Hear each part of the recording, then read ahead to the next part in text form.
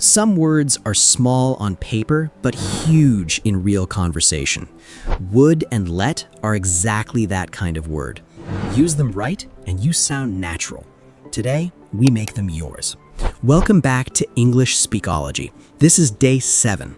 And quickly, to keep the thread going, on day 1, we started with introducing yourself in 4 clear parts. And just yesterday, on day 6, we unlocked the real flexible power of have and get in everyday English. Today, we're finishing this small cluster of powerful little words with 2 more, would and let.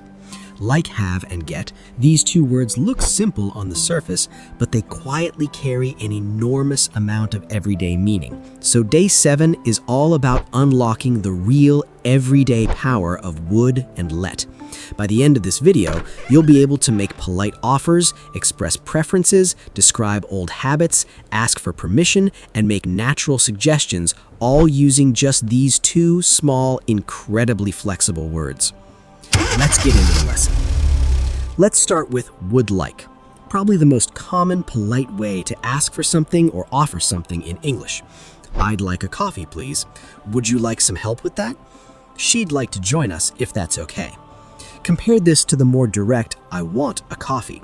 Both are grammatically correct, but I'd like sounds noticeably more polite and softer, which is exactly why it's the standard natural choice in restaurants, shops, and most everyday polite requests. Would you like is also the natural, polite way to offer something to someone, far more common in real conversation than the more textbook-sounding do you want. This same softness applies when would like is followed by a full action rather than just a thing. I'd like to ask you something. Would you like to come with us? He'd like to speak with the manager, if possible. In every case, adding would like instead of the plain direct verb makes the request sound noticeably gentler and more considerate. Would rather. Expressing preference. Next, let's look at would rather, used for expressing a preference between 2 options. I'd rather stay home tonight. Would you rather have tea or coffee? She'd rather walk than take the bus. Notice the structure, would rather plus the base form of the verb with no to in between. I'd rather stay, not I'd rather to stay. When comparing 2 specific options directly, you add than. I'd rather walk than drive.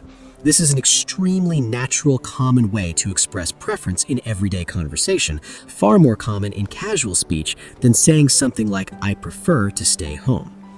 It's worth adding that would rather can also express a preference about someone else's actions, not just your own, using a slightly different structure.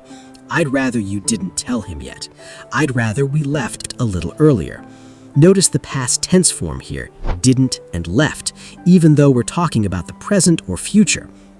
This is one of those small grammar quirks in English where the past tense form is used to soften a request or preference about someone else's behavior, making it feel gentler and less like a direct command.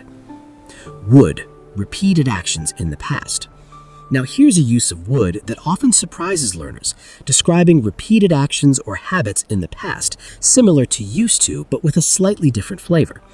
Every summer, we would visit my grandmother. When I was a kid, I would ride my bike to school every day. He would always tell the same joke at parties. This use of would describes something that happened repeatedly in the past, almost like a fond little snapshot of a repeated routine, often used in storytelling or nostalgic conversation about childhood or the way things used to be. There's one important difference between would and used to worth knowing here. Used to can describe both repeated actions and past states. I used to live in Lahore. I used to be shy. But would only works for repeated actions, not states. You can say, I would visit my grandmother every summer, but you can't say, I would live in Lahore to mean you lived there in the past, because living somewhere is a state, not a repeated action. So when you're describing an old state rather than a repeated habit, stick with used to and save would for the repeated actions themselves. Let me, let's, offering and suggesting. Now let's look at let, starting with its most common everyday use. Let me, offering to do something for someone or asking for a brief moment to do something yourself. Let me help you with that. Let me know if you need anything. Let me think about it for a second. This is an incredibly common, natural way to offer help or ask for a brief moment, and you'll hear it constantly in everyday conversation, in workplaces, with friends, and pretty much everywhere in between. Closely related is let's, used for suggestions that include yourself and the other person. Let's go. Let's have a look at this together. Let's not worry about that right now. This is simply let us shortened, and it's one of the most common natural ways to suggest doing something together. Far more casual and inviting than a more formal suggestion like, shall we go? Let someone do something. Permission. Now, let also means giving permission or allowing something to happen. Let someone do something. She let me borrow her car. My parents didn't let me stay out late. Can you let him know about the change? Notice the structure here.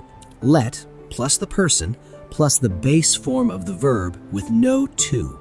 Let me borrow, not let me to borrow.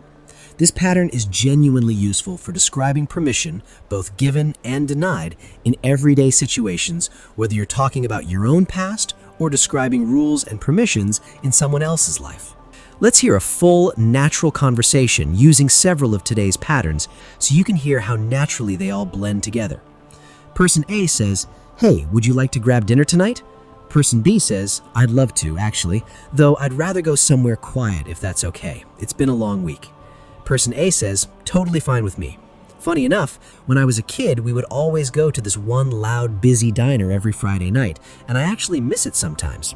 Person B says, "That's sweet, honestly. Well, let's find somewhere quiet tonight, and maybe we can revisit loud and busy another time."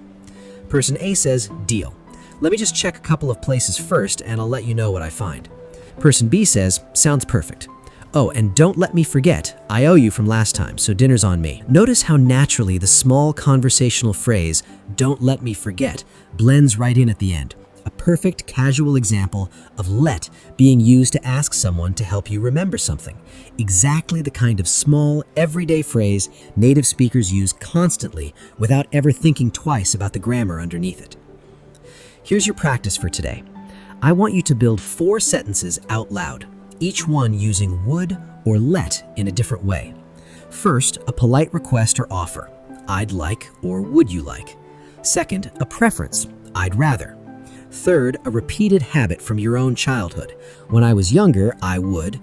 And fourth, something you'll let someone else do or something someone let you do. I let or let me. Once you've practiced, comment below with your 4 sentences, clearly marking which use of would or let each one represents. I'll be reading through these, so try to make at least one of them a genuine memory from your own childhood. Tomorrow, on day 8, we're shifting focus again, and we're going to build out how to naturally talk about your likes, dislikes, and preferences in more detail, going beyond simple I like and I don't like into more natural, nuanced ways of expressing exactly how you feel about the things around you. For now, practice today's would and let sentences a few times out loud, comment below, and I'll see you tomorrow for day 8.